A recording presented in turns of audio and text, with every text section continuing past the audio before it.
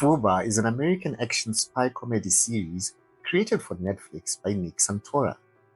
Season 1 of Fubar premiered on 25 May 2023, and after a 2-year wait, Season 2, which premiered on 12 June 2025, is back.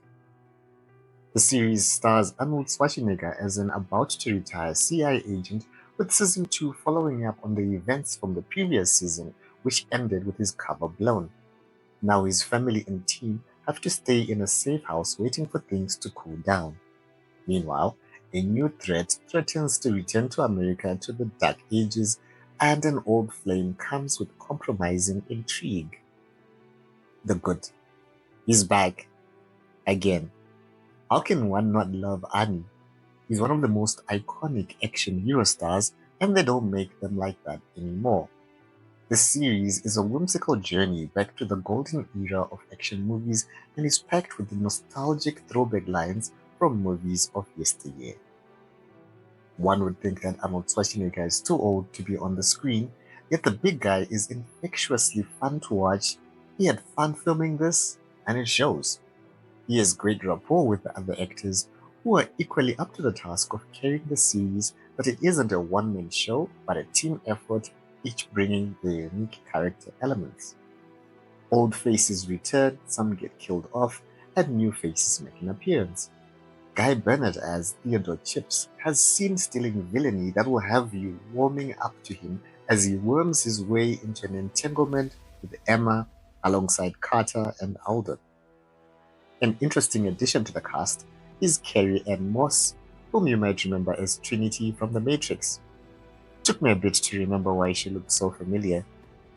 Carrie-Anne plays Greta Nelso, who is Luke Brunner's femme fatale former love interest, whose presence now introduces a new dynamic to Annie's character as he tries to patch things with his ex-wife. During a vulnerable moment, the two characters commiserate over their old age pains. They're so far away they're past their prime, forgetful, and no longer as nimble. The self-awareness mellows one out from being too harsh about flaws in their performances.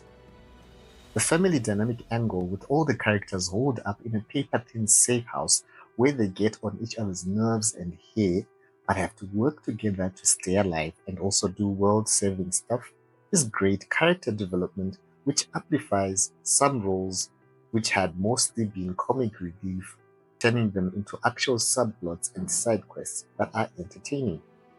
It's an action series, and Fubar has quite the sleek, well-choreographed action scenes that draw you back in when the more domestic sitcom scenes have your attention waning. The bad. I started watching without getting a recap and was kind of confused on what the heck was going on as it jumps into things with no preamble. Who were all these people and what were they doing? Had to find a recap reel before I could proceed. It doesn't take itself seriously as an action movie and sticks the landing as a comedy, but somehow finds a shaky equilibrium as an action comedy that feels a few decades past the time it should have dropped. But then its target audience is those who were into 80s and 90s movies. The plot has a lot going on.